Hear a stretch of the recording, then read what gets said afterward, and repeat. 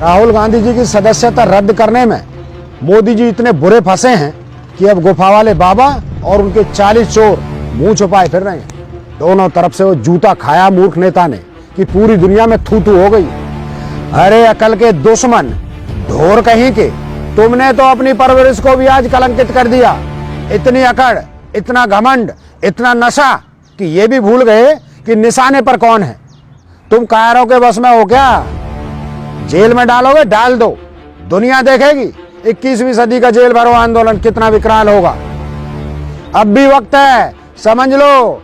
वो तुम जैसे झूठे मक्कारों का जिंदा तुम्हारे सामने घूमता फिरता काल है, तुम्हारा काल है। मूर्ख नरेंद्र मोदी के नशेड़ी भक्तों, तुम्हारे मूर्ख नेता ने तुम्हें कैसे धोबी का कुत्ता बना दिया है।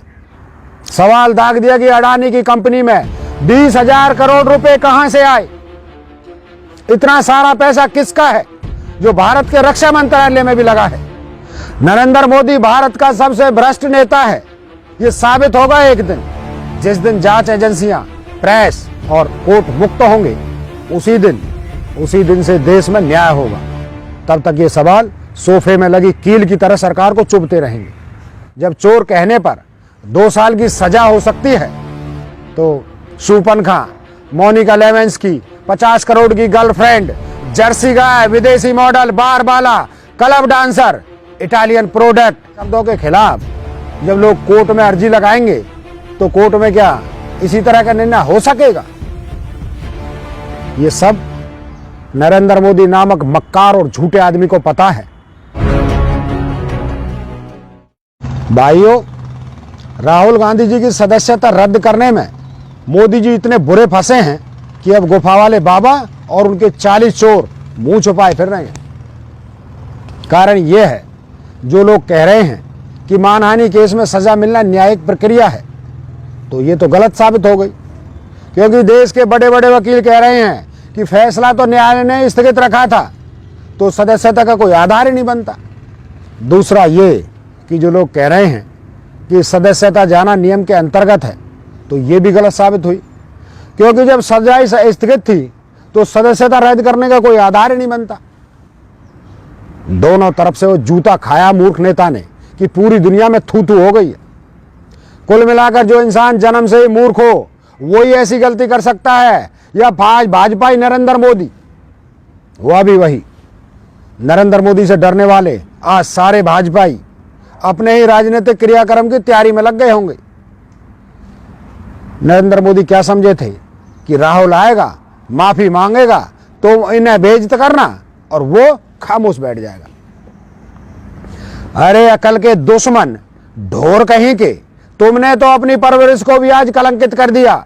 इतनी अकड़, इतना घमंड, इतना नशा कि ये भी भूल गए कि निशाने पर कौन है। वो जो खानदानी शहीद परिवार से है, निडर, बेखौफ। अरे वो राहुल गांधी है। वो सच्चाई का तपस्वी है जिसने पैदल चलकर पूरा देश नाप दिया। दुनिया के इतिहास में इतनी लंबी पदयात्रा किसी नेता ने नहीं की। पूरी दुनिया में डंका बजा दिया। वो तुमसे माफी मांगेगा? तुम कायरों के बस में हो क्या? जेल में डालोगे, डाल दो, फिर देखना पूरे देश की जेल छोटी पड़ जाएगी, दुनिया देखेगी। 21वीं सदी का जेल भरो आंदोलन कितना विकराल होगा। तुम मूर्ख इसलिए हो क्योंकि अब तक नहीं समझे, राहुल गांधी किसी पद का मोहताज नहीं है। वो बेताज बादशाह है जिसे बदनाम करने की हर चाल चली तुमने, लेकिन आज तक उसको कमजोर नहीं कर पाए।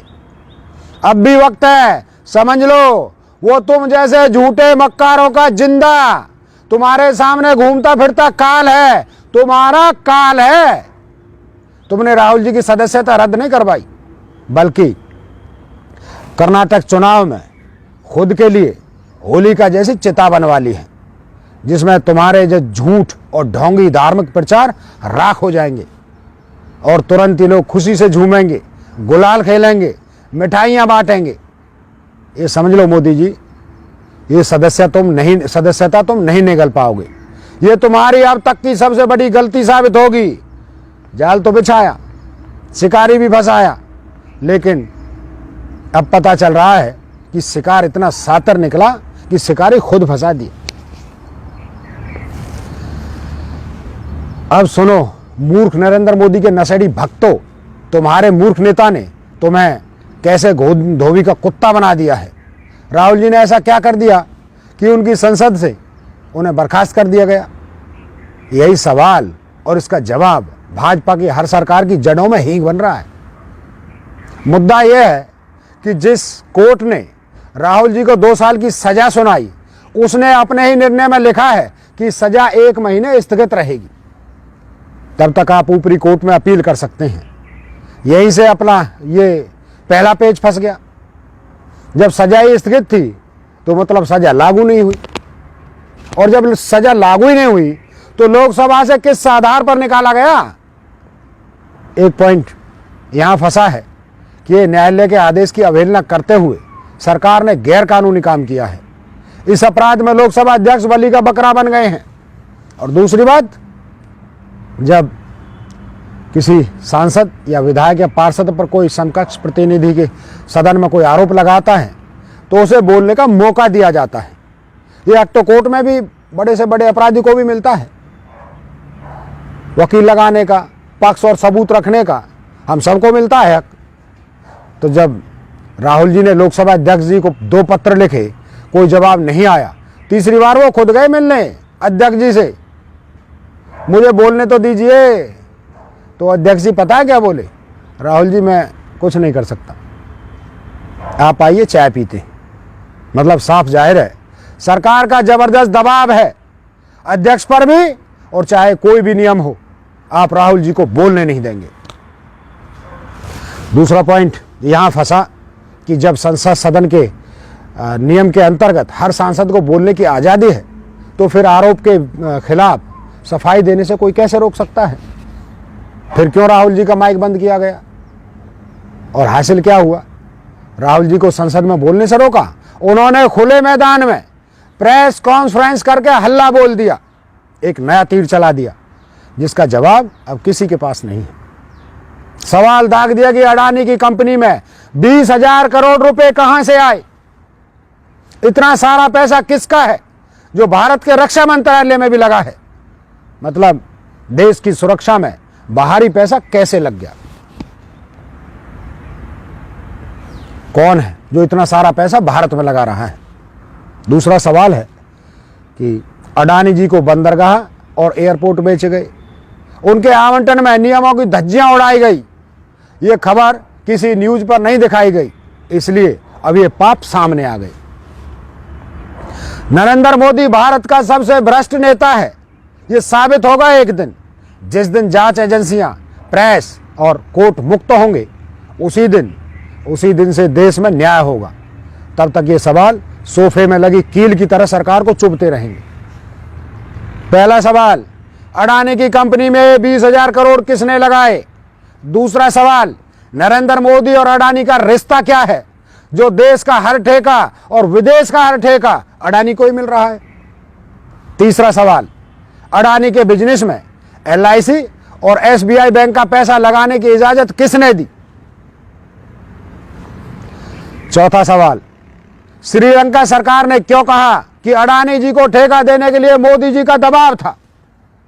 और पांचवा सवाल, जब चोर कहने पर 2 साल की सजा हो सकती है, तो शूपनखा, मोनिका लेविन्स्की, 50 करोड़ की गर्लफ्रेंड, जर्सी गाय, विदेशी मॉडल, बार बाला, club dancer, Italian product, Pappu, Manmohan Singh, दीदी ओ दीदी, गोली मारो सालों को, इन शब्दों के खिलाफ जब लोग कोर्ट में अर्जी लगाएंगे तो कोर्ट में क्या इसी तरह का निर्णय हो सकेगा? छठा सवाल, नोटबंदी करने के लिए जो 6 कारण बताए थे, उनमें से एक भी पूरा कारण हुआ है क्या? नहीं हुआ। सातवां सवाल, PM केयर फंड का ऑफिस PMO में है, प्रधानमंत्री ने उस फंड में पैसे डालने के लिए अपील की, तो फिर वो फंड सरकारी नहीं तो प्राइवेट कैसे हो गया? किसने वो अरबों रुपए खा लिए, डकार लिए? आठवां सवाल भी सुनिए, जब कोरोना को महामारी घोषित किया गया तो नियम के अनुसार 4 लाख रुपए हर मृतक के परिवार को देने चाहिए थे। कितने लोगों को मिले अब तक? और पीछे जाएंगे, नए सवाल उठेंगे पुलवामा का सच भी सर उठाए फिर रहा है। वो भी किसी न किसी दिन इनकी गर्दन पकड़ेगा। माँ गंगा ने मुझे बुलाया है और गंगा सफाई मंत्रालय ही बंद कर दिया। गंगा मैया भी हिसाब करने के लिए तैयार बैठी है। ये सब नरेंद्र मोदी नामक मक्कार और झूठे आदमी को पता है, इसलिए हर हाल में सत्ता में बना रहना चाहता है, क्योंकि जिस दिन सत्ता गई सारे पाप भोगने होंगे, इसी देश की जेलों में सड़ना होगा। ये जो आज देश में ऐशो आराम कर रहे हैं, इन सब का हिसाब चुकाना होगा। इसलिए हर हाल में चुनाव जीतने के लिए कर्नाटक चुनाव प्रचार पर अरबों रुपए लगाए जा रहे हैं। लेकिन हम सब जानते हैं, भले ही रात लंबी हो, भले ही बादल कितने घने हो, सच का सूर्य ज्यादा देर नहीं छुप सकता। सच उठेगा और झूठ की गर्दन पकड़कर मिट्टी में मिला देगा। सच सदन तक पहुंच गया था, अब सड़कों पर गूंजेगा। जहां जहां झूठ है वहां वहां से आवाज आएगी, जहां पना तोहफो कबूल करो, और लात पाएगी कि झूठ चबाने के लिए न दांत बचेंगे, न मक्कारी निगलने के लिए गला बचेगा। जय जगत।